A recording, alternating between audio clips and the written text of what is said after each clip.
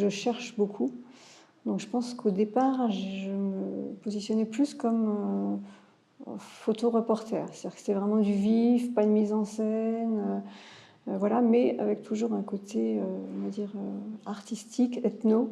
C'est la première fois que je fais une série de portraits, vraiment portraits. Et je voulais, bon, j'avais regardé un petit peu ce que faisaient les autres photographes indiens, Raghuray, etc. Et je voulais faire vraiment autre chose. Bon, il y en a certaines qui n'avaient pas trop envie de montrer leur visage, mais qui avaient envie de participer, donc pour celles qui sont de dos.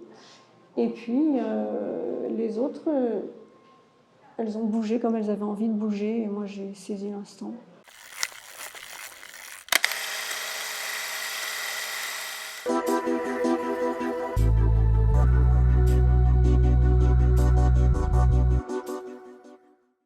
अब कहाँ जाए हम ये बता है जमीन इस जहां में तो कोई हमारा नहीं इस जहां में तो कोई हमारा नहीं. Je m'appelle Isabeau de Rouffignac. Donc en fait, j'ai toujours voulu faire de la photo, mais j'ai d'abord une formation de graphiste. J'ai fait l'école supérieure d'art graphique dans laquelle il y avait quelques heures de photo. Donc, en fait, c'est un peu pour ça que je faisais cette école. Et puis, bon, ben voilà, j'ai commencé ma vie en tant que graphiste en faisant toujours de la photo à côté, mais voilà, c'était un à côté. Et puis petit à petit, je me suis dit que voilà, c'était vraiment ce que j'avais envie de faire et j'ai tout lâché il y a 2 ans pour ne faire que ça. Je cherche beaucoup. Donc je pense qu'au départ, je me positionnais plus comme photo-reporter. C'est-à-dire que c'était vraiment du vif, pas de mise en scène, voilà, mais avec toujours un côté, on va dire, artistique, ethno. Parce que j'aime bien rencontrer les gens et prendre du temps avec eux. C'est pas juste je fais une photo et je m'en vais. Donc en fait, j'ai commencé par l'Inde avec carnet indien. J'ai suivi un facteur dans le désert du Thar. Et puis après, je suis passée sur la Thaïlande. Et là, je fais un retour sur l'Inde avec ce travail sur Bhopal. Il se trouve que j'ai des attaches en Inde et que je voulais faire un travail qui dure dans le temps. Voilà, trouver un sujet qui m'intéresse. J'avais lu il y a longtemps le livre de Dominique Lapierre, Il était minuit 5 à Bhopal. Et j'avais entendu dire qu'il y avait une clinique qui soignait toutes les personnes qui ont souffert de la catastrophe. Et je leur ai écrit et ils ont accepté que je vienne chez eux. En fait, j'ai commencé par tout un travail en noir et blanc. Au départ, je n'avais aucune idée que j'allais faire cette série-là. C'était plus un travail de reportage en noir et blanc sur les corps, sur cette souffrance, sur ces non-dits. Et puis, de fil en aiguille, je me suis dit, tiens, c'est tombé un peu comme, enfin, je ne sais pas comment dire, c'était une évidence de faire ce travail avec les saris, qui est vraiment l'habit que les femmes portent tous les jours. Certaines sont des patientes de la clinique où je suis restée 3 mois. D'autres sont des salariés de la clinique qui sont aussi victimes de la catastrophe. Et les troisièmes, ce sont des victimes qui habitent à Loriat-Bastille, qui est en fait un quartier de Bhopal où les personnes ont été gravement touchées. En fait. Et je les ai rencontrées grâce au livre, puisque un des personnages, j'ai rencontré Gangaram, qui est un des personnages du livre, et c'est lui qui m'a introduit dans toutes ces familles. C'est la première fois que je fais une série de portraits, vraiment portraits. Et je voulais, bon, j'avais regardé un petit peu ce que faisaient les autres photographes indiens, Raghuray, etc. Et je voulais faire vraiment autre chose. Donc je me suis dit, les Indiens se mettent très rarement nus, et comme c'est des choses qu'on ne voit pas, leur maladie c'est vraiment interne, ça ne se voit pas, je me suis dit comment l'illustrer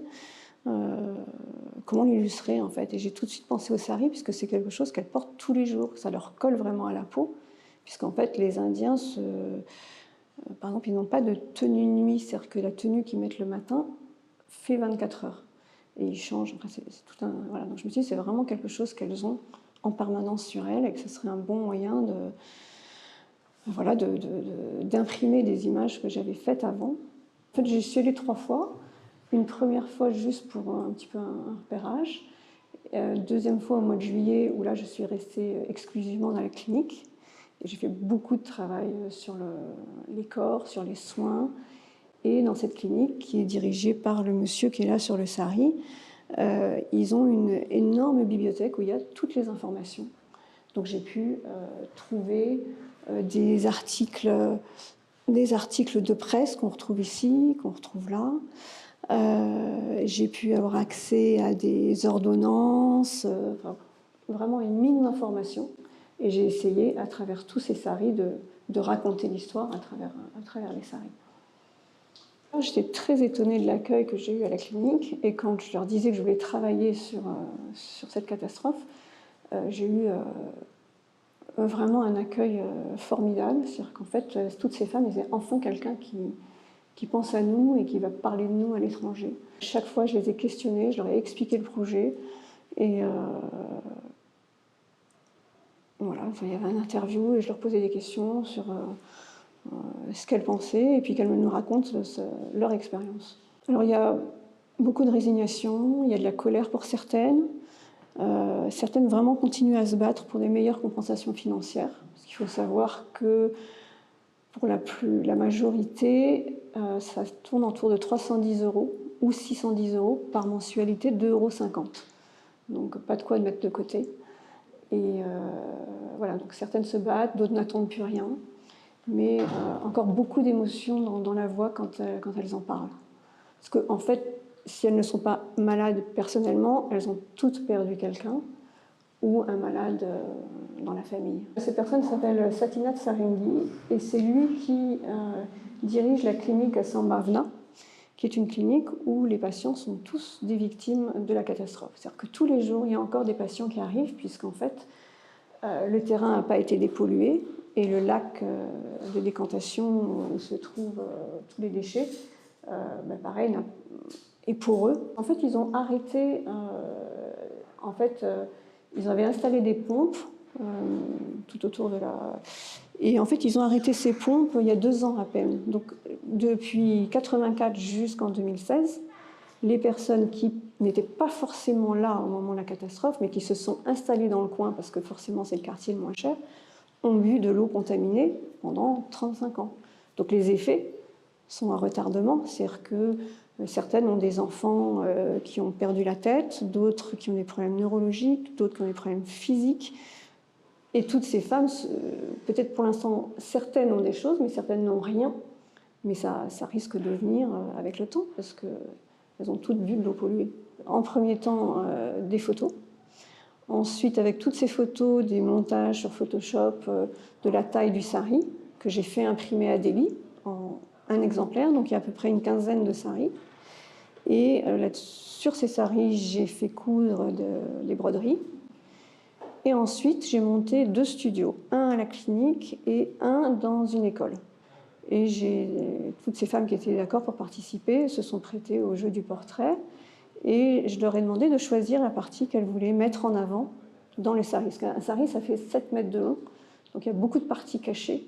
Donc en fait, le même sari a pu servir pour 2 portraits, par exemple. Après,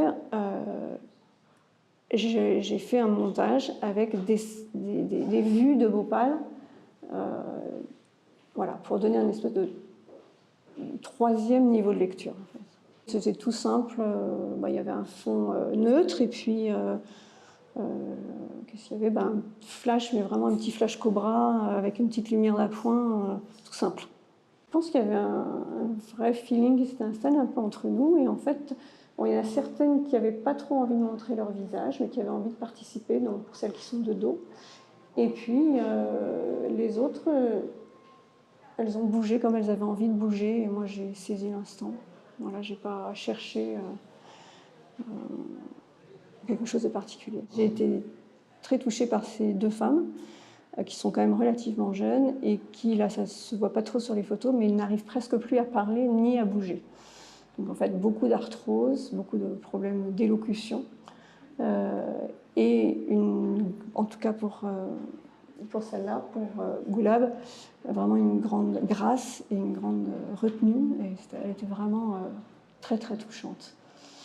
Et celle du haut, c'est plus pour le montage et le fond. Il faut savoir que dans le fond, c'est une lettre qu'a écrit Rajkumar Keshwani, qui est un journaliste, qui a prévu la catastrophe et c'est une lettre qu'il avait adressée au Premier ministre pour lui dire si vous ne faites pas attention, ça va exploser. Elles ont toutes été partantes tout de suite en fait. Toutes étaient partantes tout de suite. Je pense qu'elles n'ont pas trop imaginé ce que ça allait devenir après. Mais non, elles étaient toutes partantes.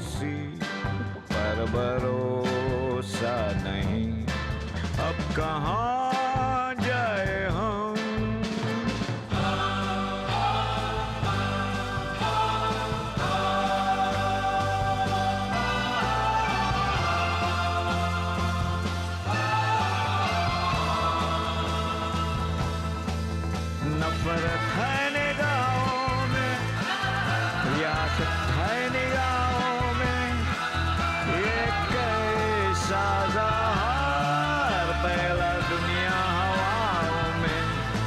प्यार की बस्तियाँ खाक होने लगी, अब किसी को किसी पर भरोसा नहीं। अब कहाँ जाए हम, अब कहाँ जाए हम, अब कहाँ जाए हम, अब कहाँ